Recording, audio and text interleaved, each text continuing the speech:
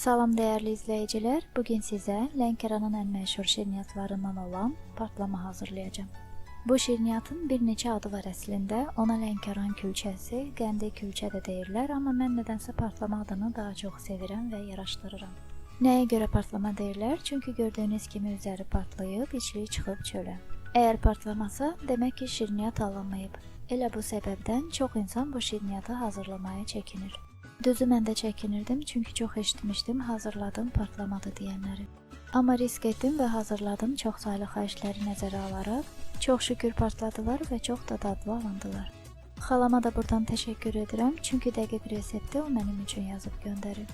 Resepti Lənkəranın məşhur partlama bişirən xanımlarının birindən alıb, o xanıma da buradan çox sağ olunu çatdırıram. Siz də çəkinməyin, hazırlayın. Birinci dəfə alınmasa, ikinci dəfə hökmən alınır. Gəlin başlayaq. Əvvəl xəmiri hazırlayaq. Bunun üçün 800 qram ələnmiş unun üzərinə 2 ədəd yumurta əlavə edirik.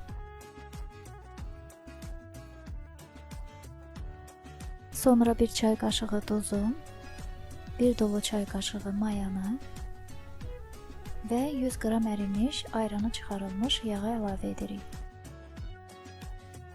Və sonda ilıq südü əlavə edib xəmirimizi yoğururuq. Süd nə qədər apardı, o qədər də əlavə edirik.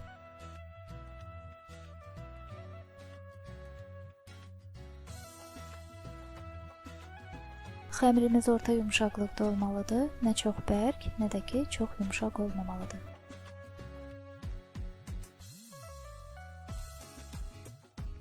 Xəmirin üzərinə streçlə və yaxud dəsmalla örtüb təqribən 1 saatlıq qoyuruq isti bir yerə. İçliyi hazırlayaq. Bunun üçün yarım kiloqram əridilmiş, ayranı çıxarılmış yağı qabımıza əlavə edirik və ağarıb qatılaşana kimi çalırıq.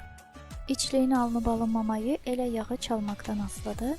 Nə qədər yaxşı çalsaz, bir o qədər şansı var ki, partlamalar partlayar.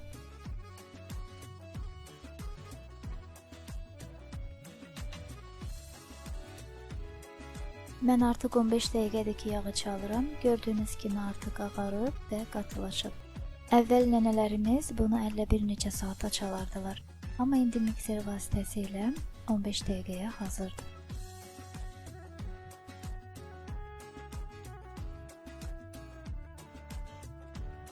Baxın, belə bir çox qatı kütlə alınmalıdır.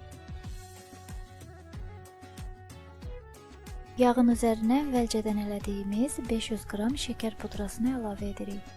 Əvvəl silikonla patka və yaxud qaşıqla qarışdırırıq, sonra mikserlərə biraz çalırıq.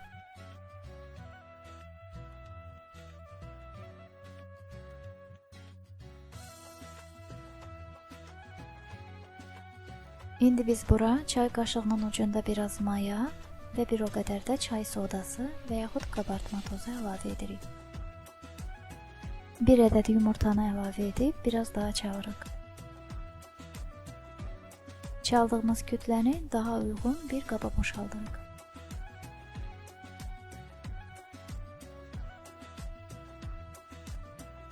Və üzərinə 1 kiloqram unumuzu ələyirik.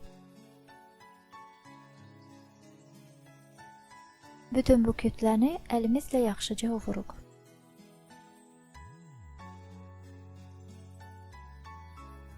İçlik demək olar ki, hazırdır. İndi biz bu içlikdən bir qədər götürüb əlimizlə kündələr tuturuq. İçlik ovuntulu olduğu üçün dağılır, ona görə yaxşı sıxmaq lazımdır. Əlimizlə forma veririk. Kündələrə altı nisbətən düz, üstü isə yumru olan forma vermək lazımdır.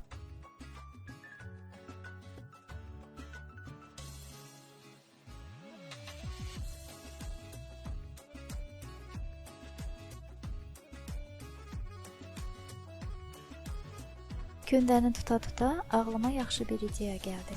Belə bir üstü yumru olan qab götürürük. Bu məndə limonitsanın qapağıdır. Sizdə də belə bir qab və yaxud buna oxşar bir qab varsa, siz də yoxlayın. İçərisinə içlikdən tökürük, yarıdan bir qədər çox. Əlimizlə yaxşıca basırıq.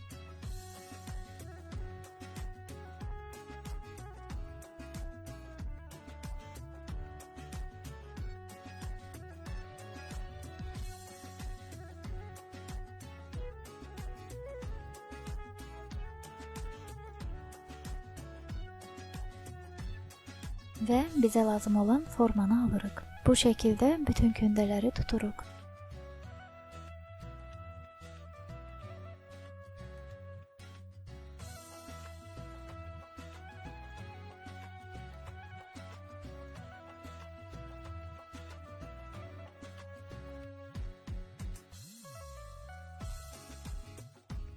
Kündələrin üzərini dəsmalla örtüb yarım saat dinləndiririk.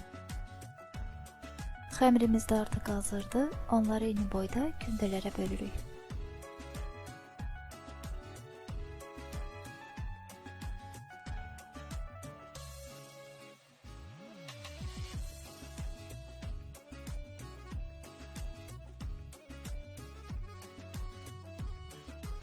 Və yumru forma verib üzəri dəsmalla örtülmüş padnosa yığırıq.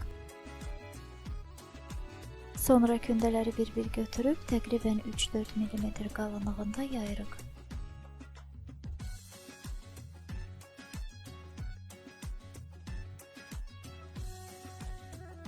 Və içliyi tən ortasına qoyub xəmirimizi boğça kimi yığırıq. Yığanda ehtiyatlı olun ki, içliyi dağılmasın. Yığılan hissə partlamanın alt hissəsi olacaq.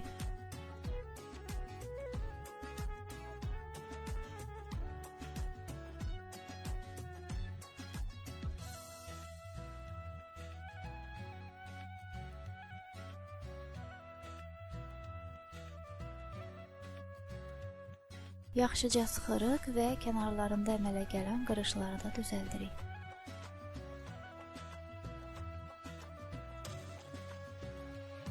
Yaxşı sıxdıqdan sonra artıq qalan xəmiri kəsirik və alt hissəsini də səliqəyə salırıq.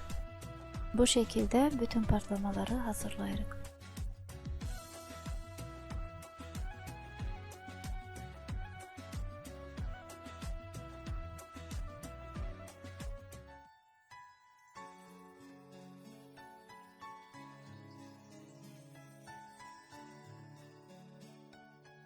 Hazırladığımız partlamaları yağlı kağız sərilmiş listimizə düzürük və üzərini dəsmalla örtüb biraz dinləndiririk.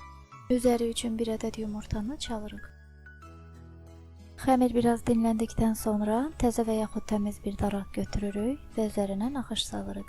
Mən paxlava naxışı salıram.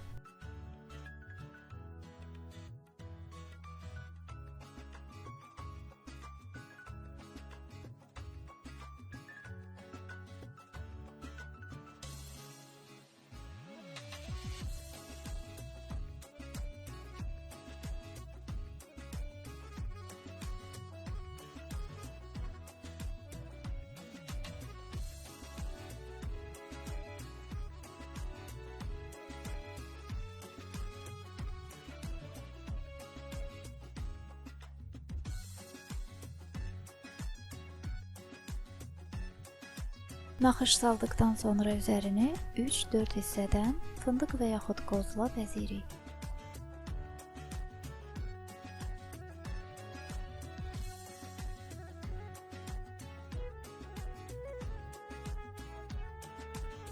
Üzərini və kənarlarını yaxşıca yumurtalayırıq.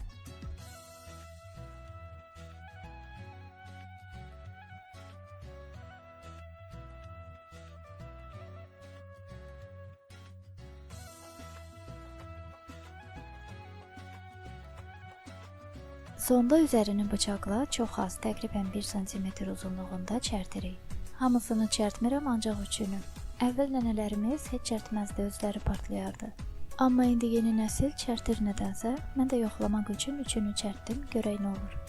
Və əvvəlcədən qızdırılmış 180 dərəcəli sobada altı və üstü yaxşıca qızarana kimi bişiririk.